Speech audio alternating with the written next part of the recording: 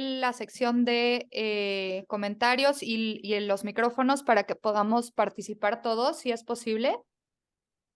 Sí. ¿Me Y escucha ahí? sí, la escuchamos. Muchas gracias. Gracias.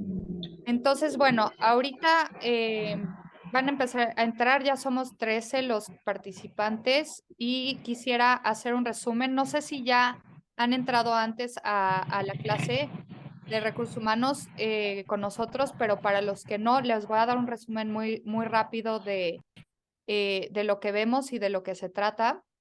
Entonces, les cuento un poquito de mí. Yo soy head, bueno, he sido durante 13 años head del área de reclutamiento para diferentes empresas. La gran mayoría son empresas internacionales, entonces, bueno, están empresas de Big Four de consultoría, por ahí tengo algunas empresas o he trabajado en empresas japonesas, en empresas de Estados Unidos, australianas. Y ahorita a lo que me dedico es a dar consultoría a la mayoría de las empresas para crear sus áreas de recursos humanos desde el principio. Y también lo que hago es ayudarles a crear su pipeline de talento. Entonces les ayudo a reclutar gente y a crear como esta estrategia de mediano y largo plazo en tema de cultura y de muchas otras cosas, ¿no? Entonces, cambié un poco el enfoque de estar 100% en corporativo, ahora hacer consultoría y eso es lo que estamos haciendo al día de hoy.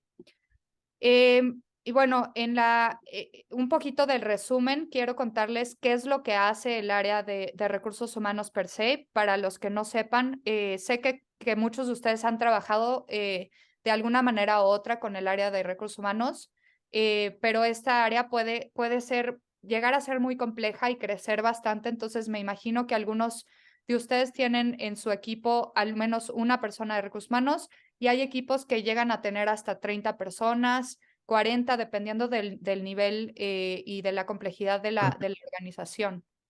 Algunas de las cosas que hacemos es, bueno, obviamente hacemos el reclutamiento, entonces cuando les entregan sus contratos laborales y hacen el onboarding con el área con la que platican es recursos humanos, pero también hacemos mucho tema de administración, ¿no? Cuando suben, por ejemplo, sus vacaciones o en tema de beneficios, el pago de la seguridad social, todo lo que tenga que ver con administración del personal es lo que hacemos nosotros.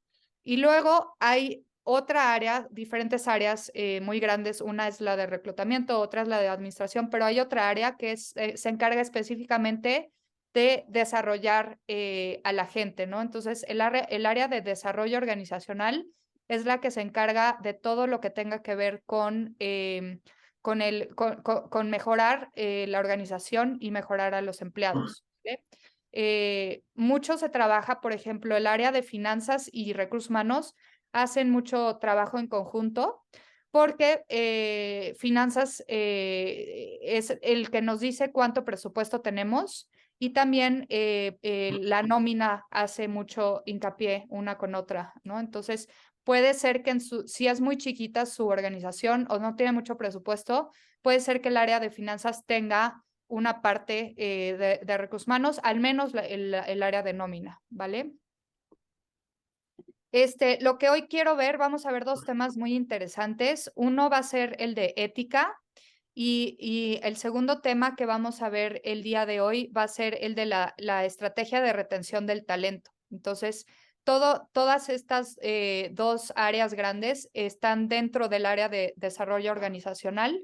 En las clases previas nos enfocamos y nos metimos muy adentro, primero a cómo se crean las estrategias de contratación. Vimos mucho cómo se hace el reclutamiento. Hemos hablado también de los equipos remotos, ¿no? Y qué fue lo que sucedió en pandemia y estos últimos años para adaptarnos a las nuevas tecnologías, al tema de inteligencia artificial, por ejemplo, temas muy interesantes que vimos en las clases pasadas. Y en esta clase, pues me quiero enfocar más en el tema de desarrollo organizacional y qué es lo que hace la empresa para para ir creciendo a la par con su gente, ¿no? Entonces, lo que sucede es que las empresas tienen una misión y muy particular y para llegar a los objetivos de esa misión se tiene que crecer en conjunto con la gente. Entonces, conforme va creciendo la empresa, esas personas en teoría deberían de estar creciendo a la par, ¿vale? Entonces, bueno, entremos en el tema de ética y compliance en recursos humanos. Un poquito hablando de lo que se trata en tema de ética y compliance. Son dos cosas completamente separadas, pero van de la mano. En tema de compliance o cumplimiento, nos tenemos que regir dentro de la legalidad de cada una de los países en donde estamos, ¿vale? Entonces, probablemente cuando ustedes les dieron su contrato, la gran mayoría de las cosas que tiene adentro el contrato son temas de cumplimiento regulatorio. Para labor law, por ejemplo, en tema de la legalización de labor, está ese cumplimiento que se tiene que tener y cada país en particular tiene un cumplimiento muy específico, ¿vale? Unos lineamientos. Y ahorita les voy a enseñar un poquito el ejemplo. Pero bueno, idealmente el tema de compliance es estar dentro de los lineamientos, ya sea legales o particulares de la empresa, ¿vale? Entonces, se crean ciertos reglamentos internos, como se llaman en muchos lados, para hacer este tema de compliance. Quisiera darles un ejemplo, por ejemplo, aquí tenemos una cosa es el contrato donde vienen estipulados lo que les van a pagar, los días de vacaciones que tienen y etcétera. Eso viene dentro del contrato. Y adentro de ese contrato hay algo que se llama Reglamento Interior de Trabajo, donde se estipulan ciertas obligaciones que la empresa tiene dentro de todos estos artículos, ciertas obligaciones que los empleados tienen que tener adentro de la empresa y también las obligaciones que la empresa tiene que darles a ustedes como empleados. Y si son dueños de negocio, pues tienen que saber muy a fondo de lo que se tratan cada uno de los artículos, ¿vale? ¿Quién de ustedes ha leído o sabe qué es lo que tiene en su organización o ha leído el reglamento interior de trabajo? ¿Alguien de ustedes se ha puesto como a hacer esta lectura de lo que firmaron al principio cuando entraron en sus trabajos?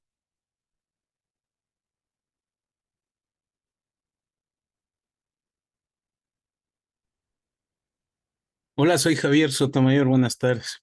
Hola Javier, buenas tardes. Bueno, yo soy el rector del Instituto de la Cruz Roja. Yo como representante legal he tenido que hacer firmar a los profesores, empleados. Y bueno, hemos hecho una recapitulación y una revisión cada 2 años del reglamento porque nosotros nos regimos a un código integral de trabajo, ¿no? Ok, Y a una constitución política de la República, lógicamente. Entonces, hay veces que van variando de año a año va variando, van habiendo transitorias, cláusulas que hay que tomar atención para estar de acuerdo tanto con el empleado como el empleador, ¿no? Entonces sí tenemos la delicadeza de revisarlo por lo menos cada año. Bueno, es una tarea que se le impone a la Dirección de Recursos Humanos, ¿no? De la institución. me encanta Entonces, que sí. Javier, que tenemos a un representante legal aquí, entonces nos puede dar más noción e información de por qué. Por ejemplo, Javier, cuéntanos por qué cada año se hace una revisión, qué es lo que cambia año con año. Bueno, mira, por ejemplo, aquí es típico, y este momento está en boga, eh, está la revisión del salario mínimo vital, que se llama, ¿no? Al empleador, el mínimo que tiene que es de $425 y ahora están tratando de subirlo, de promoverlo a los empleados, pero hay cierta reticencia de los empleadores. Bueno, ha sido una historia de toda la vida, ¿no?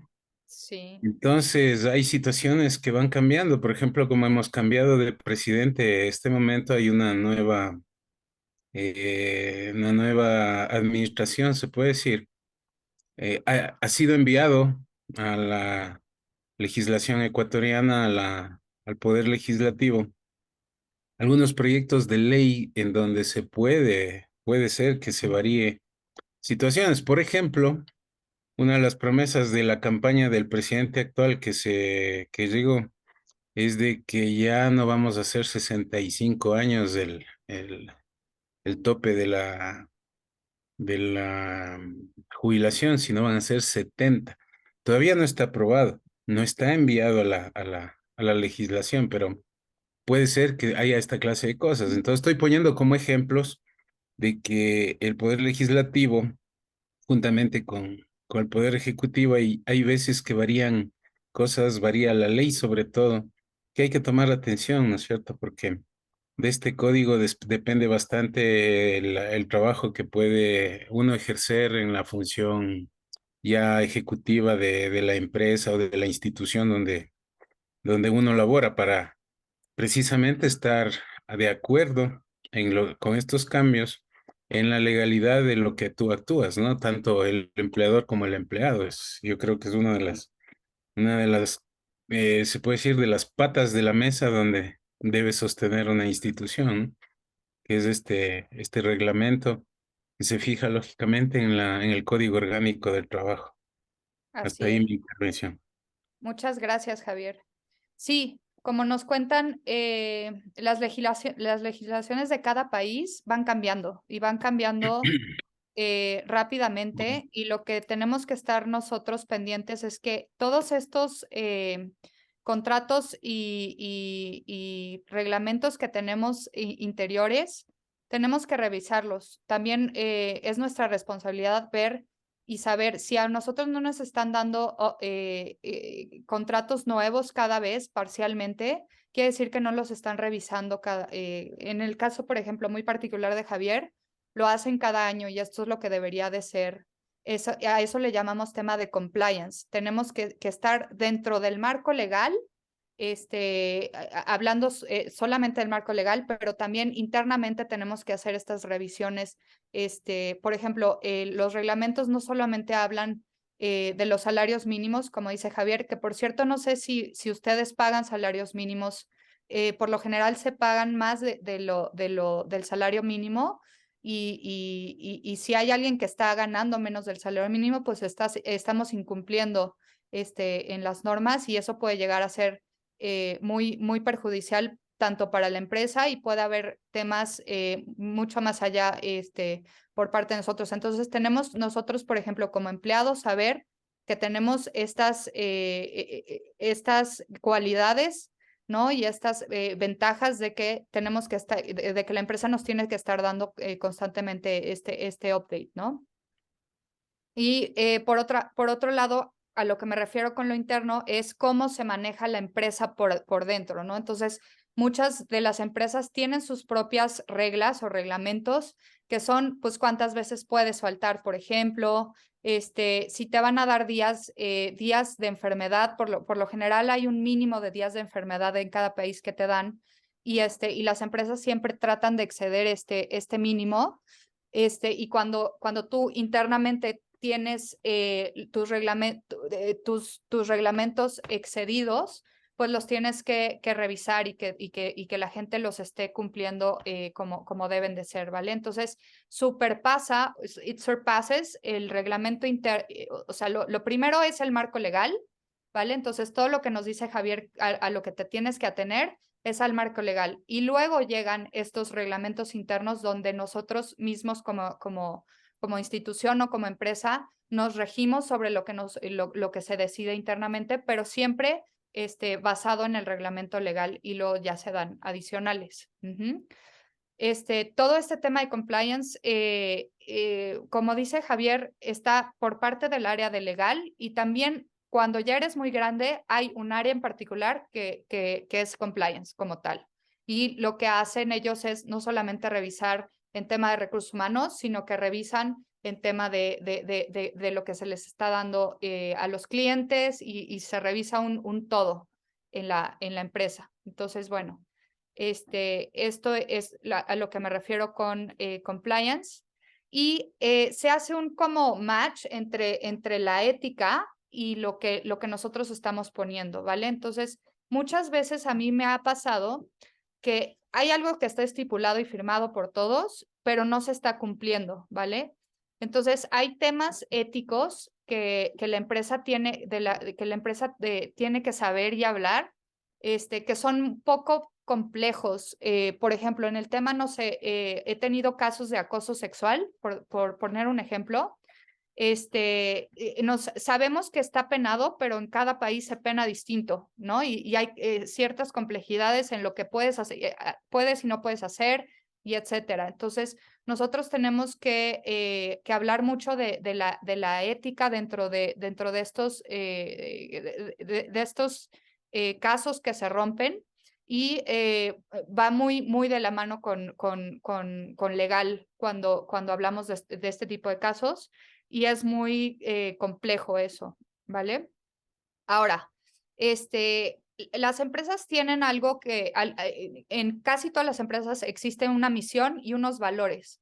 Los valores son lo que le dan a la empresa esa particularidad en tema de ética, ¿vale? Entonces, en el caso particular de esta empresa, ellos tienen solamente 4 valores muy importantes. Uno de ellos es que ponen a la gente primero, ¿vale? Entonces, vamos a ir construyendo también, así como en la casa nosotros construimos cómo criamos a nuestros hijos y qué tipo de valores les queremos dar. Lo mismo sucede en las organizaciones. Tenemos que hacer esta creación o esta base de valores para de ahí podernos regir y constituir todos estos reglamentos que se van haciendo internos a partir de esa base de valores, ¿vale? Entonces, no sé si alguien más tenga algún caso en el que sientan que se rompió la ética o que se está yendo más allá de lo que debería de hacer. No sé si me puedan contar algún caso donde sientan pues que la práctica ha estado no muy bien aplicada. Cuéntenme si tienen por ahí.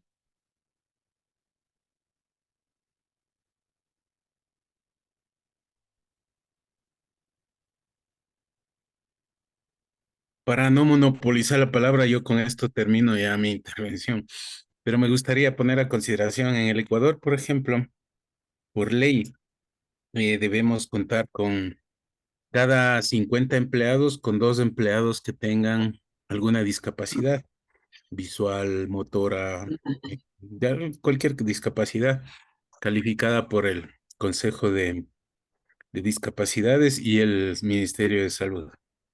Entonces, hay muchas empresas que no lo hacen, a pesar de que el Código Integral del Trabajo te indica como representante legal que debes cumplir con este requisito especial, se puede decir, y que es muy básico para la reinserción de las personas con discapacidades, ¿no?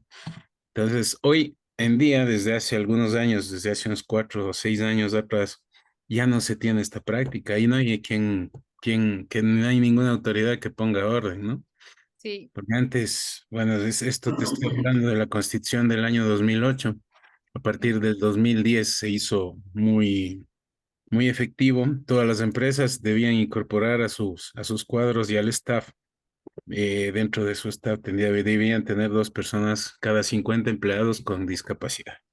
Entonces, te pongo en consideración este ejemplo que es realmente una violación a los principios éticos y a muchos valores teóricos que ponen las empresas, ¿no? Porque te ponen, "Ah, las personas teórico. son adelante, Eso. son nuestro principal recurso, pero sin embargo no lo cumplen". Muchas gracias, Sí, disculpe.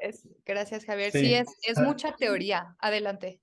Alejandra, mira, en lo que dice Javier es verdad, eso de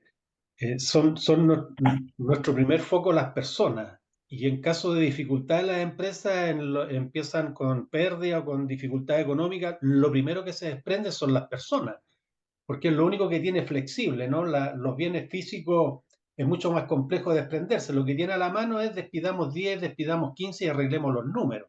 Sí. Ese es un tema. Entonces, claro, no siempre se cumple los valores que declara la empresa, pero yo quisiera hacer la siguiente reflexión y consulta.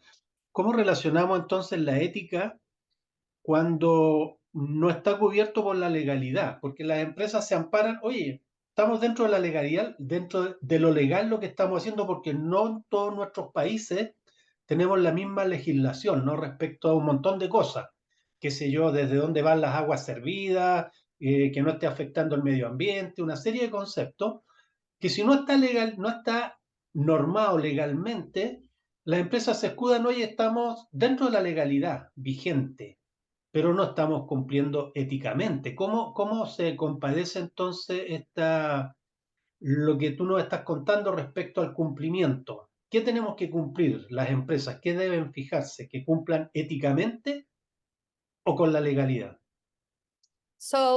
Para esta pregunta en particular, creo que nos tenemos que basar en cuál es el sentido último de la organización o empresa de la que estamos hablando. Porque no es lo mismo hablar de empresas de medio ambiente, por ejemplo, una empresa que se dedica a la conservación y la protección del agua, que una empresa que solamente está, no sé, me voy a ir a lo más básico, que está haciendo venta de productos a través de Internet, ¿vale? Entonces, una empresa, esta empresa lo que hace es, su enfoque es generar dinero. Esa es su misión última. Y O la otra o una petrolera.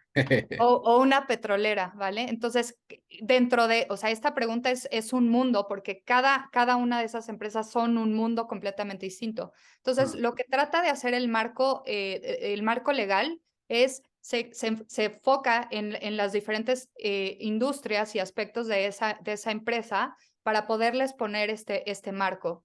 Pero hablando dentro, o sea, cerrando tu pregunta acerca pues sí, hay muchas que dicen hacerlo, pero no lo hacen. Incluso estas empresas que dicen que cuidar el medio ambiente, pero éticamente atrás tratan a sus empleados muy mal o les dan, por ejemplo, muchas horas de trabajo sin buena paga y etcétera.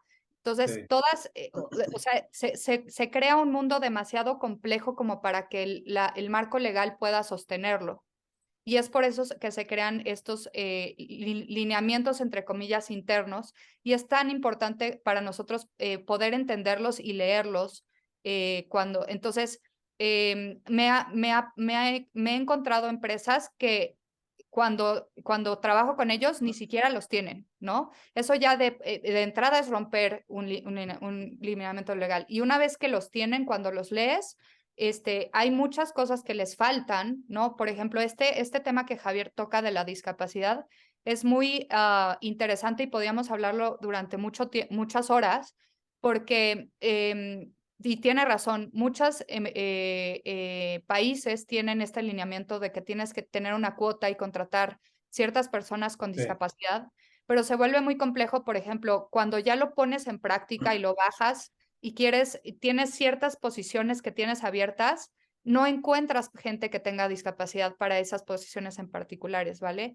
Hablando, no sé, de una empresa de 20 personas, tenemos 4 posiciones abiertas donde necesito una coordinación muy particular en marketing, por decir, y te vas al mercado, buscas gente que esté dentro del legalmente, el área legal considerada como discapacitado, y no encuentras a nadie, ¿vale? Entonces, sí se vuelve un poco complejo poder hacer la Dar cuota, cumplimiento, el sí. cumplimiento, y eso es y esto es un caso de muchos, ¿no? Me imagino que Javier tendrá muchos otros casos donde sienta que no se están creando los cumplimientos correctos o adecuados.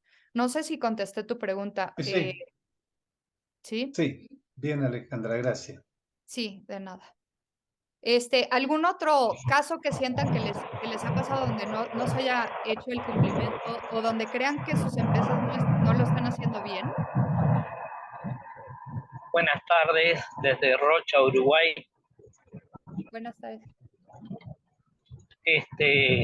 Yo he visto, trabajo en la educación y he visto cómo la ley de acoso sexual, muchas veces los estudiantes la usan para perjudicar a los docentes y no tener clases. Uy, delicado. Sí, muy delicado y lleva a implicancias legales que tienen que transitar por abogados, los docentes se enferman de los nervios, etcétera. Sí.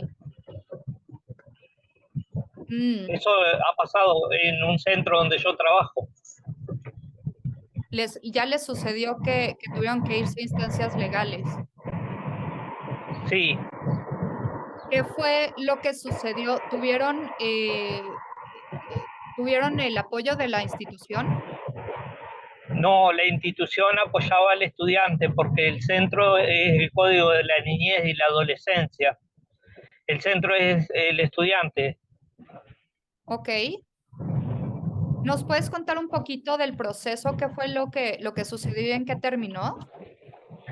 Nada, hasta ahora está en reclamos legales por parte del docente y esperando, digamos, la reinserción del daño moral que se le causó al docente. Ok, y el docente ya sigue dando clases. Después de 6 meses se reintegra administrativamente a todos los funcionarios, aunque estén con un sumario.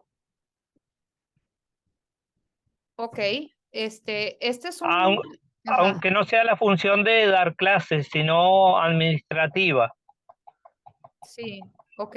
Entonces ya no trabaja directamente con los alumnos. No, solo trabaja administrativamente. Entiendo. ¿Y sabes qué lineamientos tenían internamente para estos casos en particular? Nada, escuchan la voz del estudiante, la denuncia del estudiante por parte del estudiante y se aplica el código, digamos, de acoso sexual. Mm, sí, lo que sucede es que ya cuando te vas a instancias legales y hay temas de demanda, se revisa el reglamento que se tiene interno, pero cuando ya está en esas alturas, te das cuenta que el reglamento no funciona de nada.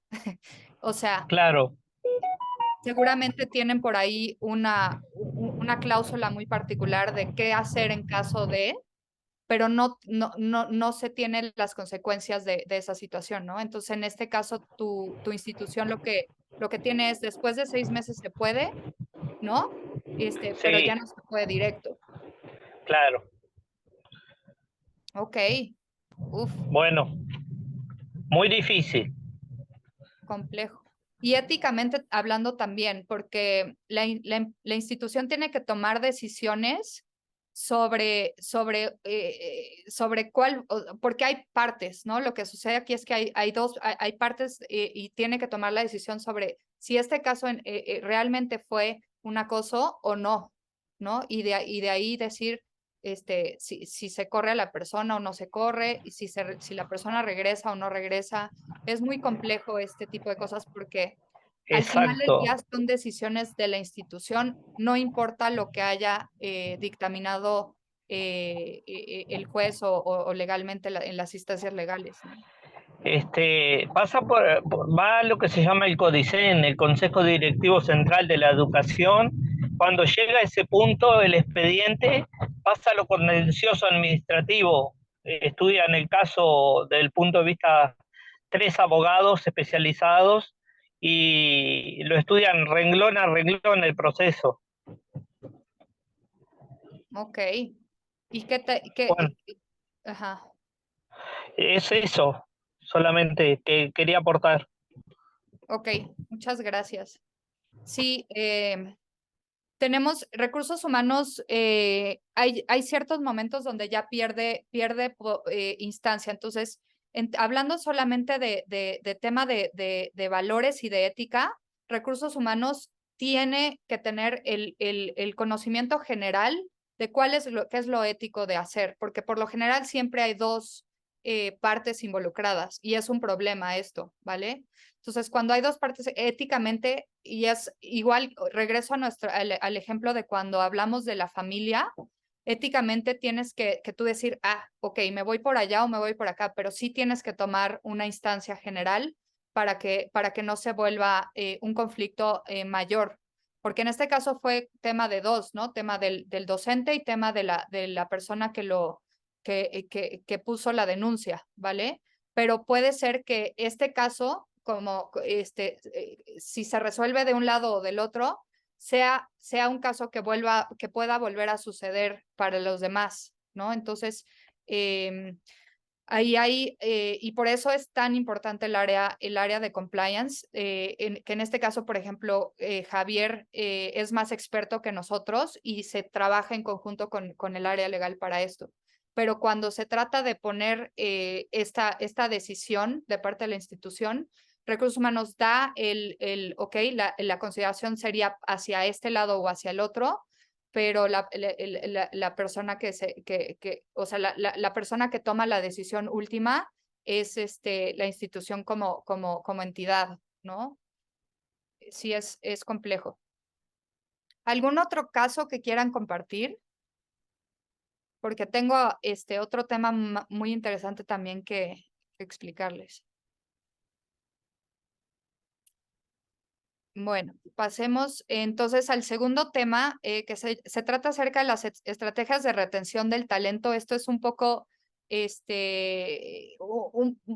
un poco de la mano con la ética, pero es más enfocado a cómo crecer y cómo mejorar a la empresa. Entonces, como les comentaba antes, está dentro del área grande que se llama desarrollo organizacional. Y el desarrollo organizacional como tal es un conjunto de procesos que se dan para que esa empresa crezca constantemente, ¿vale? Esta área es muy importante para las empresas porque es el área que a ti como empleado te va a dar proyección, te va a hacer crecer y te va a formar como un profesionista. Todas estas son los procesos que se consideran, entonces se consideran muchos temas de cómo se hace, cómo se crea la estructura, ¿no? Entonces, cuando una empresa define cuáles van a ser las posiciones y etcétera, a eso se le llama estructura.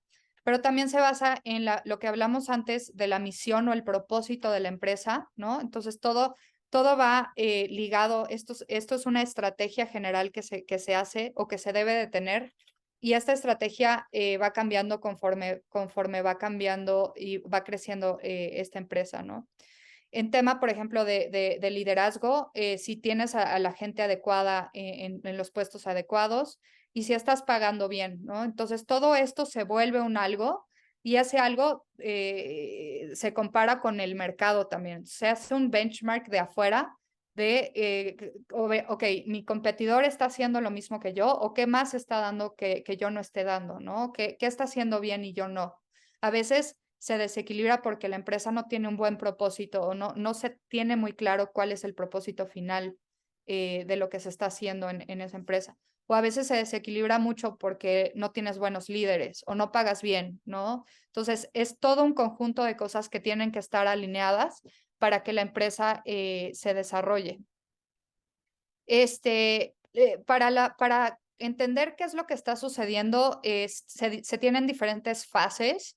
La primera es saber bien qué es lo que piensan los empleados y hacer un diagnóstico en general del sentimiento que se tiene ya estando dentro, ¿vale? Entonces les quiero poner un poco de un ejemplo. De las encuestas que nosotros hemos hecho, son encuestas de desarrollo organizacional o de clima, de engagement, y primero lo que se hace es hablar con los directivos para saber qué es lo que quieren hacer, ¿no? Por lo general, si hay algún problema, se tiene una noción de que, ok, el problema que tengo en este caso es que, o yo siento que mi área directiva o que mis líderes de empresa no están siendo buenos líderes. Pero esa es una noción o una suposición. Entonces, para bajar de suposiciones que se tienen a la realidad, lo que se tiene que hacer es este tipo de análisis o de encuestas para entender, estar mucho más adentro del nitty-gritty o de lo que sí realmente está sucediendo adentro. Y luego se crean planes, bueno, una vez, estos son los resultados de lo que sucedió de este análisis, pero se tiene que crear un plan de comunicación a través de los resultados. Muchas de las cosas que hacemos son numéricas, entonces es mejor tener números y comparativos, ¿no? Entonces se hace un benchmark. De aquí salen diferentes áreas muy grandes, ¿no? Por ejemplo, aquí se hace se les llama las 5 Cs, pero es un análisis de las empresas en general, cómo están. Y esto se hace contra un benchmark de tu industria o en donde estás. Entonces, por decir, en instituciones educativas, te comparas con otras instituciones educativas dentro del mismo país o incluso fuera. Y hay benchmarks globales que hacen este tipo de comparativos para que tú entiendas si estás haciéndolo bien o no dentro, comparado con otras personas, ¿no? Y va sacando scores muy particulares sobre diferentes áreas, ¿no? Estas son áreas personales, entonces tu gente tiene un todo y una de las áreas es la contribución, ¿no? El nivel de contribución de los empleados, qué tan motivados están los empleados, ¿no? Culturalmente hablando, si los empleados, cómo se sienten los empleados dentro de su cultura, de su entorno y el compromiso. Y de ahí va sacando qué es lo que se tiene que hacer, cuáles son las mejoras y etcétera. En este caso, se enfoca mucho en la felicidad de los empleados y se hizo una estrategia basada en qué más les podemos dar adicional a los empleados. Entonces, les dieron, por ejemplo, en este caso, clases o webinars de finanzas personales, de nutrición. Esto está muy enfocado en el crecimiento del empleado como tal, porque la empresa en general, en su todo, funciona bien, sí funciona adecuadamente, entonces es más darles un adicional de lo que deberían, de lo que el benchmark o las otras empresas tienen, ¿vale? Este es otro caso de una empresa completamente distinta. Entonces, bueno, estos análisis salen diferentes. Vas viendo, haciendo un análisis de cuánta gente tienes en tu empresa, si tienen edades, cuáles son las edades. Y bueno, van saliendo algunas preguntas clave, ¿no? Aquí se enfoca mucho está muy enfocado en el estrés, qué tan estresados están. Por ejemplo, ellos están, casi el 87% están estresados. Entonces, ¿qué podemos hacer para cambiar eso? Estos análisis son bastante complejos, y por lo general recursos humanos o el área de DO tarda un poco de tiempo en hacerlos porque se tienen que sentar con cada área y a veces con cada empleado y poder crear ese rapport y crear esa comunicación para que te digan honestamente qué es lo que está sucediendo y cómo se sienten dentro de ella, ¿no? Entonces, bueno, ellos en este caso muy particular decían que necesitaban más días de descanso, que estaban un poco pesados los horarios de trabajo, que no había sillas suficientes o algunos cursos, entonces van saliendo ciertas cosas basadas en este análisis en particular. ¿Vale? Entonces, Alejandra, sí. una pregunta. ¿Cómo asume la empresa ese resultado? Tener un 87% de gente estresada, hay un problema estructural dentro de la empresa. ¿Cómo asume la empresa eso? Porque eso significa un desembolso, un gasto, un impacto en los resultados, en fin, en muchas cosas. ¿Qué pasa con la empresa en ese escenario? Sí, hay un problema estructural y lo que nosotros como recursos humanos tenemos que hacer es justificar ese problema estructural, ¿vale? Entonces, por lo general lo que sucede es, y si eres una empresa que está enfocada en resultados financieros, por ejemplo, tienes que justificar que o sea, que ese estrés está yendo en dinero para ellos o para ti como empresa. Entonces, eso es lo complejo de cómo hacer la justificación en dinero. En este caso, esta empresa tiene dos vertientes. Uno es que ellos se dedican al cuidado de personas mayores en casa y también ganan dinero al mismo tiempo, ¿vale? Entonces, por lo general, cuando eres una empresa, tu enfoque principal es generar dinero y va de la mano con tu misión. Entonces, cuando se dieron cuenta que el 87% de la plantilla estaba estresada, no estaban en torno a la misión y al objetivo que tenía la empresa en general, o la razón de ser, que es darle a los personas mayores una mejor calidad de vida, ¿vale? Ujú. Si no puedes Sí, darle calidad de vida a tus empleados, ¿cómo lo vas a hacer al claro. otro? Como tú dices hacia el mundo que estás dando eso. Entonces, ese era el problema principal. Y de Sí. ahí pues vas sacando cierto, entonces haces a los directivos y a la gente que es dueña de las decisiones el énfasis o le pones la luz en eso, ¿no? Y decir, bueno, pues tu problema principal es este y sobre estos son las soluciones que Ajá. podemos hacer. Entonces, por lo general, la misma persona te va a decir, no te va a decir, voy a subir la mano y siento que estoy estresado, pero vas a tener, o sea, dentro de este análisis vas a tener estas nociones de que lo están. Y pues vas ahora sí al tema de intervención o de cuáles son las soluciones para este problema en particular. Y por eso digo, o yo hablo mucho de que se trabaja con el área de finanzas, porque Sí, nosotros claro. tenemos que apartar ese budget, ¿no? Tenemos que justificar y de ahí sacamos un número particular. Este es por donde se está yendo o está goteando el problema, y sacar ese número en particular y ese número usarlo para poder hacer la intervención o las soluciones del problema. Por lo Seguro. general, hay muchos problemas, no nada más uno, pero Sí. la estrategia de recursos humanos es enfocar, o sea, no tenemos, o sea, dentro de un año solo podemos hacer algo grande y al año siguiente vamos siguiendo evaluando y modificando, pero no tenemos la capacidad o competencia de arreglarlo del todo en un año en particular, ¿vale? Entonces, las empresas lo que hacen es, por eso se divide en cuartos, ¿no? En secciones, en quarters, por ejemplo, o en años, porque ahí podemos hacer los cambios, cada año podemos tomar las decisiones para ver dónde metemos el foco y sobre ese foco irnos. Ajá. Muy No bien. sé si contesté tu pregunta. Sí, sí, muy bien. Gracias, Alejandra. Ok, Daniel, sí, de nada. Bueno, ya les enseñé un poco del diagnóstico preliminar. Y hay ciertas estrategias que se crean para la creación de cultura y estas estrategias, y hay muchas formas de hacer desarrollo organizacional, pero lo principal es que los empleados conozcan cuáles son sus debilidades y sobre esas debilidades empezarles a fomentar otras cosas, ¿no? Entonces, la vez pasada, la clase pasada hablamos del reskilling y upskilling, que se trataba de aprender nuevas cosas dentro de lo que estás haciendo, ¿no? Entonces, ahí es una debilidad o más bien estás en un status quo y vas creciendo con aprendiendo nuevas habilidades.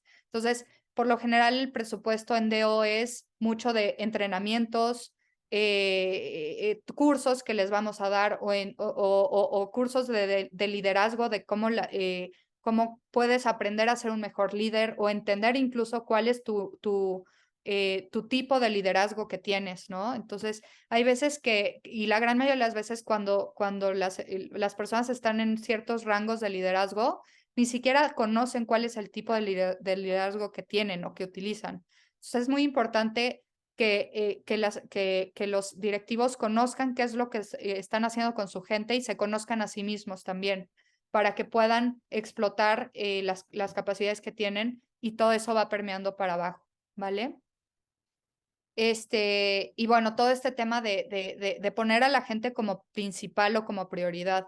Siempre tenemos que estarnos como desarrollando y pensando que la gente es la prioridad porque pues realmente eso es lo que crea la empresa, ¿no? No los negocios que se hacen entre empresa y empresa, sino que las personas son las que están realmente haciendo esto, ¿vale? Sí, Alejandra, ¿cómo tú logras llegar al directivo, al líder, al CEO, como se le llame, y que no reconoce qué tipo de liderazgo tiene? ¿Qué significa? ¿Que necesariamente requiere un coaching? ¿Tienes que entrar en esa área? Porque, Sí, a veces sí. porque el CEO se la sabe toda Él sí, creen. y siente que él actúa fantástico, pero ni siquiera sabe qué tipo de liderazgo está desarrollando. Sí, por lo general hay algo que sucede cuando creces en una empresa y mientras más alto llegas, más ego tienes, ¿no? No es en Sí, todos los casos, pero en la gran mayoría. pero es Entonces, así. que dices que te las sabes todas.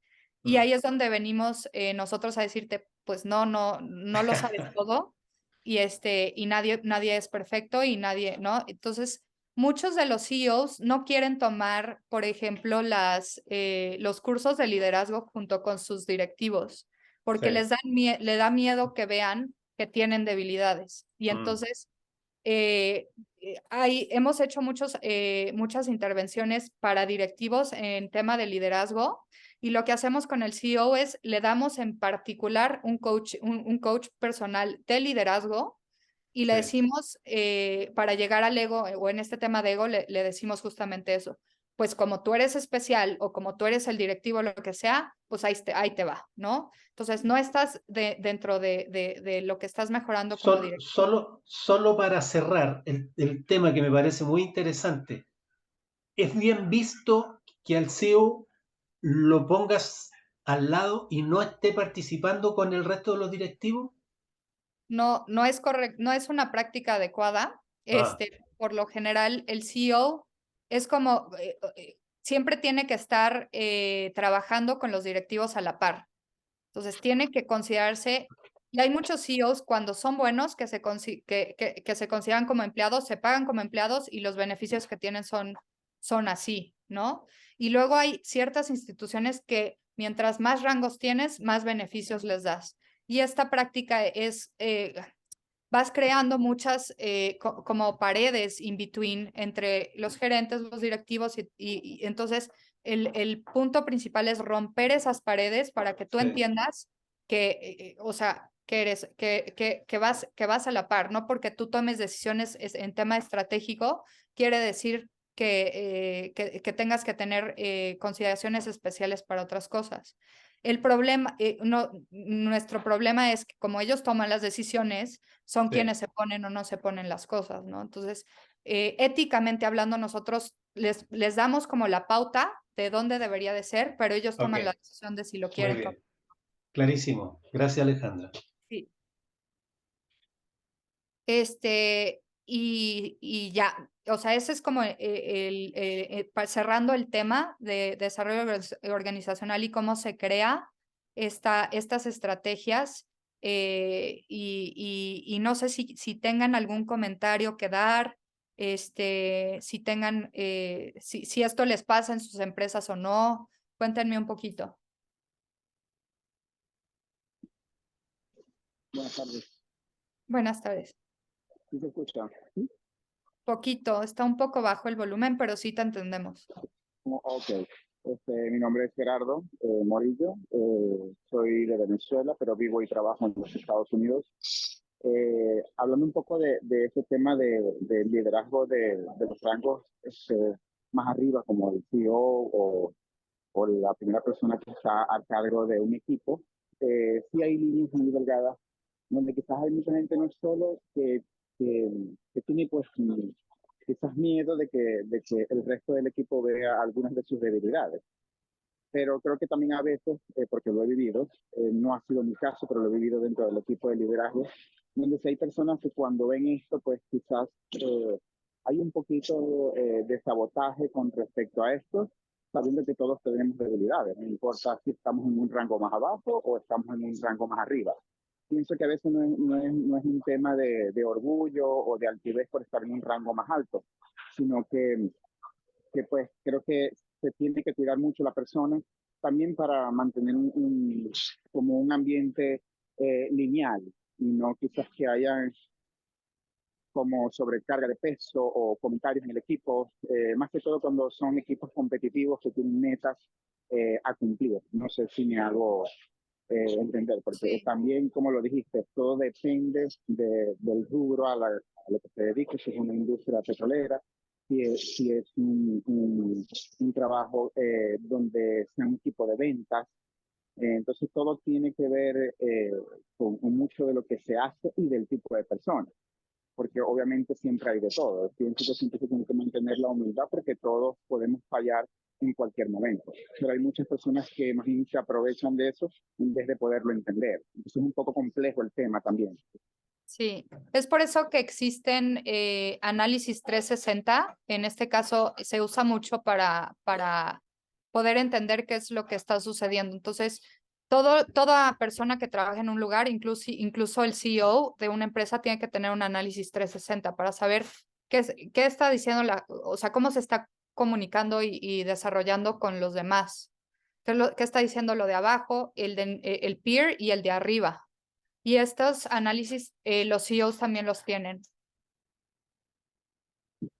Sí, creo que es lo más conveniente de utilizar en este caso. Pero a veces hay quizás por cualquier tipo de condición, hay herramientas que no se tienen a la mano o que de momento, cuando estamos organizando algún proyecto, alguna conferencia, alguna reunión en equipo o bien sea organizando algún estudio con un coach, quizás se nos escapa de las manos ciertas cosas.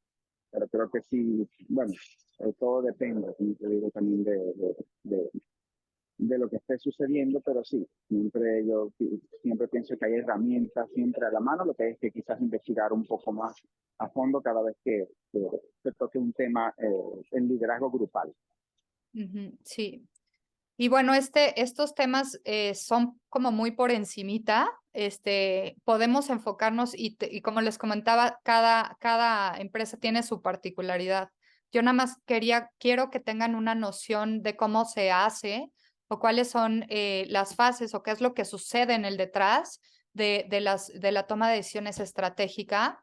Y también quería que conocieran también por qué se le llama a recursos humanos, por qué es tan importante el tema de ética, porque es el único departamento que se enfoca en esto, que va a cuidar este tema, junto con compliance, pero compliance lo ve desde otra perspectiva, ¿no? Como ya lo vimos. Muy bien. ¿Alguna otra comentario que quieran hacer?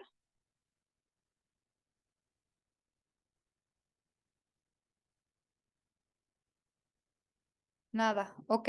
Pues muchas gracias a todos por tomar esta clase. Siempre me encanta que tienen mucho que aportar, muchas cosas y podríamos tener muchas discusiones. Mi puerta siempre está abierta. Les voy a pasar también por ahí la presentación para que la tengan y espero que pues que hayan sacado algo de esta hora que tuvimos juntos. Muchísimas gracias a ti, Alejandra, por compartir tu experiencia y por estar en una clase más con nosotros. Te estaremos viendo en próximas clases. Muchísimas gracias también a los que estuvieron conectados y que estuvieron aportando a la clase de Ale. Muchísimas gracias a todos y entonces damos por finalizada tu clase, ¿vale, Ale? A pesar del temblor, muchas gracias. Sí.